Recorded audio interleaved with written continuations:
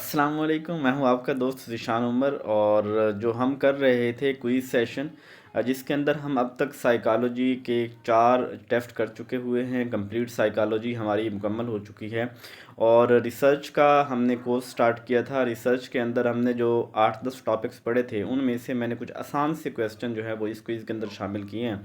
और इस क्विज़ के अंदर जो है वो टोटल 25 क्वेश्चन हैं। 5 जो हैं वो जनरल एमसीक्यूज़ हैं, आपको पता है कि जो 3 पेपर्स थे उसमें से, और 20 जो हैं वो रिसर्च के एमसीक्यूज़ हैं। बहुत आसान बनाया है, इसलिए इसमें से मैंने कहा कि 15 मार्क्स जो हैं वो मैंडेटरी हैं। जो 15 मार्क्स नहीं ले पा रहा है, इट मीन उसका इस सब्जेक्ट के अंदर इंटरेस्ट ही नहीं है, या वो डेली बेसिस पे लेक्चर को जो है वो याद नहीं कर रहा, दोहरा रिवाइज नहीं कर रहा। तो पहले क्वेश्चन की तरफ चलते हैं। The publications that contain description of education research by an author who was not a direct observer or a participant is a dash source। देखिए, जब डिस्क्रिप्टिव रिसर्च हमने पढ़ी, डिस्क्रिप्टिव रिसर्च के अंदर जो या डिस्क्रिप्टिव रिसर्च हो या हिस्टोरिकल रिसर्च हो, जब हम डाटा ले रहे होते हैं, अगर डाटा लेने वाला जब किसी पार्टिसिपेंट से डाटा ले रहे होते हैं, अगर वो डायरेक्टली इफ़ेक्टिव हो, यानी मैं किसी चीज़ के ऊपर रिसर्च कर रहा हूँ और वो जिस के ऊपर मैं रिसर्च कर रहा हूँ वो बंदा डायरेक्ट इफ़ेक्ट है, मैं उसी के ऊपर रिसर्च कर रहा हूँ और उसी से मैं डाटा गेन कर रहा हूँ, तो ये यानी डायरेक्ट मैं डाटा ले रहा हूँ जिस जो बंदा उससे इफ़ेक्टिव है, तो ये मेरा जो सोर्स होगा ये प्राइमरी होगा। और जब मैं डाटा जो है वो किसी और बंदे, यानी जो बंदा, जो पार्टिसिपेंट इफेक्टिव जिसका डाटा चाहिए था, वो उस तक मेरी अप्रोच नहीं है और उसको जिस शख्स ने उससे बात की होगी या उसकी इंफॉर्मेशन होगी, मैं उससे डाटा ले लेता हूँ, तो वो जो बताने वाला पर्सन होगा सेकेंडरी सोर्स होगा। यानी अगर डायरेक्ट आप डाटा ले रहे हो ना किसी से, तो वो प्राइमरी यही होता है, और जब इनडायरेक्ट ले रहे हों यानी बिलवास्ता ले रहे हों, और उसको हम कहते हैं सेकेंडरी सोर्स कहते हैं। ठीक है, सेकेंडरी होगा। देखिए, not a direct observer, direct observer होता तो प्राइमरी होता, डायरेक्ट ऑब्जर्वर नहीं है तो वो सेकेंडरी सोर्स होगा। सेकंड क्वेश्चन है, criticism is an important step.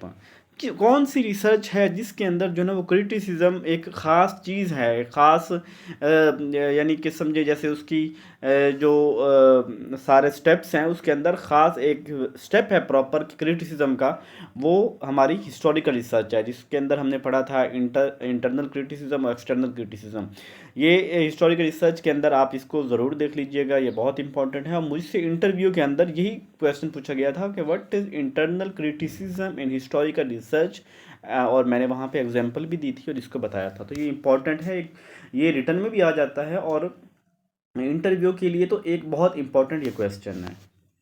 Third है जी, data is collected through questionnaire interview observation. यानी कौन सी ऐसी रिसर्च है जिसके अंदर जो डाटा है या तो हम क्वेश्चनियर के ज़रिए ले रहे होते हैं, या इंटरव्यू ले रहे होते हैं, या हम जो है वो ऑब्जर्वेशन कर रहे होते हैं, तो वो डिस्क्रिप्टिव रिसर्च है, आपको इसका पता है। ठीक है, उसके बाद ये फोर्थ क्वेश्चन है, survey and observation study comes in. तो सर्वे और ऑब्जर्वेशन कहाँ पे होती है? बहुत ही आसान सवाल, डिस्क्रिप्टिव रिसर्च के अंदर होती है। इसके बाद tentative explanation of a phenomena और इवेंट इज।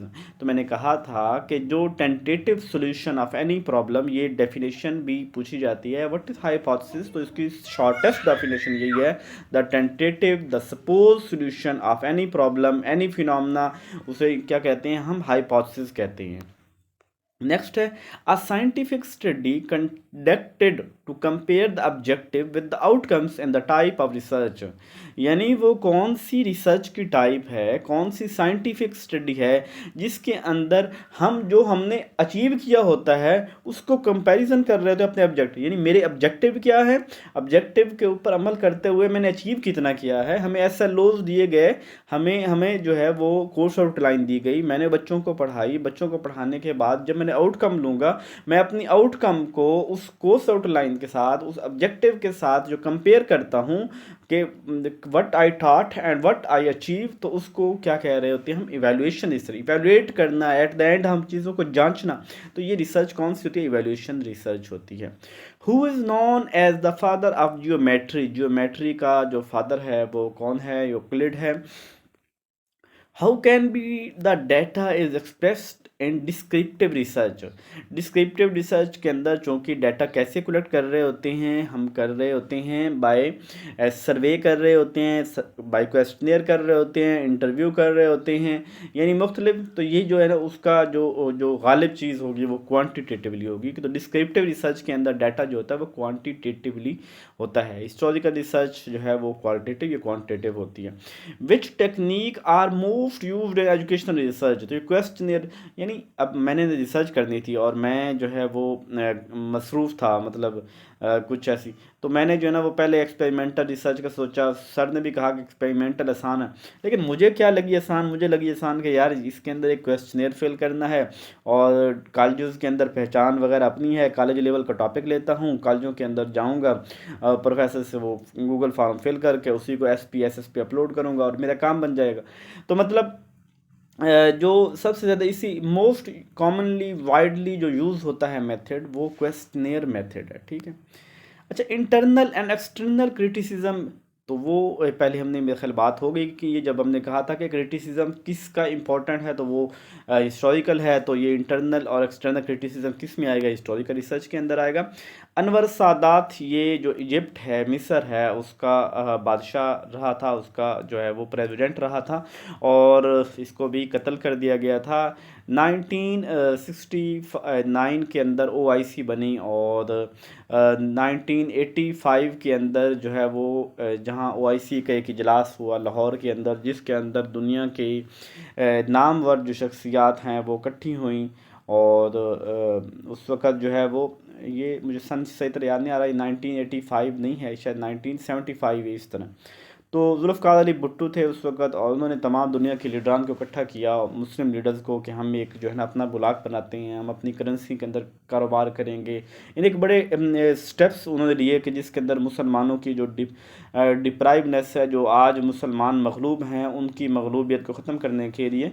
तो उसके अंदर ये अनवर सादात हो गया, ये शाह फैसल हो गया, या कर्नल कज़ाफ़ी हो गया, मतलब इस तरह की जो नामवर शख्सियात हैं वो सारी थीं। और आप देखो, मैं यहाँ पे थोड़ा इजाफी बात हो जाएगी कि हमारी नमाज़ों से हमारी मस्जिदें भरी हों, हमारे बड़े बड़े इज्तिमात हों, हमारे बड़ा हज हो, इसका गैर मुस्लिम को ज़रा फ़र्क नहीं पड़ता। गैर मुस्लिम को जब भी ज़रब लगती है तब लगेगी जब उनके सिस्टम को कोई चैलेंज करेगा।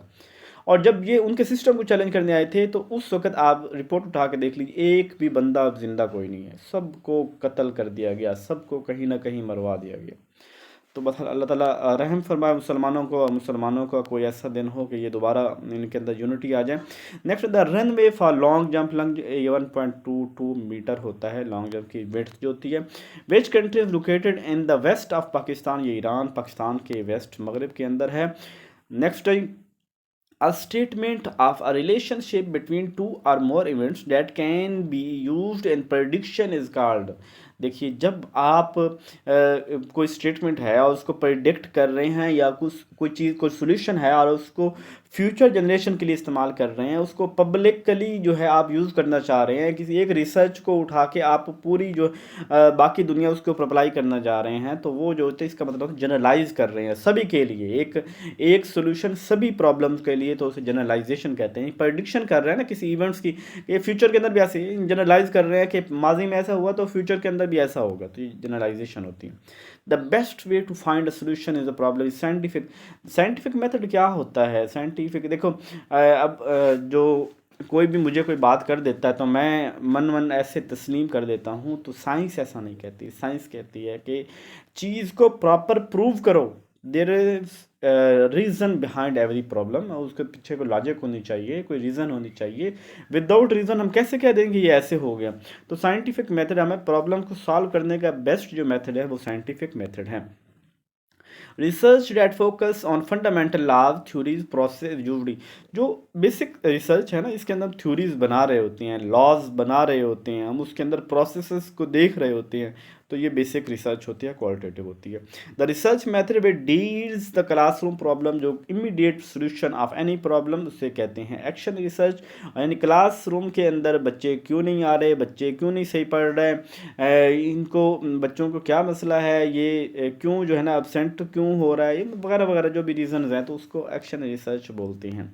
The ultimate focus of scientific method, scientific method का जो असल फोकस है वो क्या है कि लॉज, फार्मूलेशन ऑफ लॉ, यानी हम किसी प्रॉब्लम को साइंटिफिक मेथड के अंदर एक बड़े पैमाने से गुजार लेते हैं। Identify the problem, make a hypothesis, collect data, analyse the data, evaluate वगैरह। तो ये सारा जो हम कर रहे होते हैं साइंटिफिक रिसर्च के अंदर, जब ये चीज़ें उस साइंटिफिक प्रोसेस के अंदर से गुजारी और वो करेक्ट हो गई, वो साबित हो गई, वो हमने मसले का हल निकाल लिया, इट मीन जो है ना वो हमने एक लॉ बन गया कि आइंदा जब हर दफ़ा हमें ये जो है ना वो साइंटिफिक मेथड के ज़रिए गुजरने की ज़रूरत कोई नहीं होगी, कि सच जो है ना वो साबित हो गया है कि ये वाला काम जो है वो साबन जो बनाना है तो साबन इस तरीके से बनना है, कोई नए तजर्बे करने की ज़रूरत नहीं कि इतनी डाल दो इतनी डाल दो तो क्या बनता है, बल्कि ये फ़लाँ क्वांटिटी इतनी फ़लाँ फ़लाँ फ़लाँ डाल दो तो एट द एंड साबन तैयार हो जाएगा। मतलब एक साइंटिफिक के अंदर वो एक लॉ बन गया, जो एक चीज़ प्रूव हो गई कि इस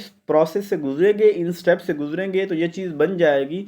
ये तो वो अब नेक्स्ट आने वाले लोग जो हैं वो बस जस्ट उसको फॉलो कर देंगे, तो ये लॉज बनते हैं इसके अंदर। Next, there are many methods of acquiring knowledge, what is the most perfect method use for man made knowledge. तो इंसानों का बनाया हुआ नॉलेज, तो इंसानों का बनाया हुआ नॉलेज जो यूज़फुल है, जो ऑथेंटिक है, जिसको जनरलाइज किया जा सकता है, जिसकी क्रेडिबिलिटी ज़्यादा है, वो कौन सा नॉलेज है, वो वही है जो साइंटिफिक मेथड के जरिए जिसको प्रूव किया गया हो। एक्सपर्ट ओपिनियन हो सकता है, एक शख्स एक चीज़ के अंदर एक्सपर्ट है, दूसरा उसको ऐसे न ले, वो किसी और तरीके से उसको कर ले। मतलब पर्सनल एक्सपीरियंस हर बंदे का डिफरेंट होता है, इंट्यूशन ये तो वजदान है, हर का मुख्तलिफ हो सकता है, तो साइंटिफिक मेथड जो है वो एग्जैक्ट होगा।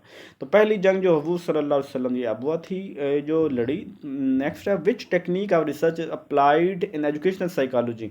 तो एजुकेशनल साइकोलॉजी के अंदर, साइकोलॉजी की आपको पता होगा जी, साइकोलॉजी 1789 के अंदर लिप्जिंग जर्मनी के अंदर पहली जो है वो लेबॉर्ट्री कैंप की गई रिसर्च की, साइकोलॉजी की जब भी बात आती है तो रिसर्च होती है, जानवरों के ऊपर एक्सपेरिमेंट किए गए, इंसानों के ऊपर किए गए, तो ये लेबॉर्ट्री के अंदर होती है, लेबॉर्ट्री एक्सपेरिमेंट। साइकोलॉजी आएगा तो लेबॉर्ट्री एक्सपेरिमेंट होगा।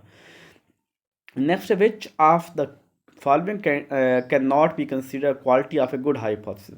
द गुड हाइपोथेसिस क्या होती है? गुड हाइपोथेसिस वो होती है कि जो आपने मतलब जब हाइपोथेसिस बनाते हैं ना, तो बनाने का अमल वो क्वालिटेटिव रिसर्च के अंदर होता है, और हाइपोथेसिस को जो प्रूव करना होता है ना, तो वो हम क्वांटिटेटिव रिसर्च के अंदर एक हाइपोथेसिस दे देते हैं, अपने सबका एक्सपीरियंस, अपनी जो मेरी जो सोच काम करती है, जो मेरा अब तक का जो मैंने अचीव किया है, उस बुनियाद पे अपनी ओपिनियन देना, अपनी एक्सपर्टीज़, मैं कोई बात कर रहा होता हूँ तो बेसिकली मैं वो हाइपोथेसिस दे रहा होता हूँ।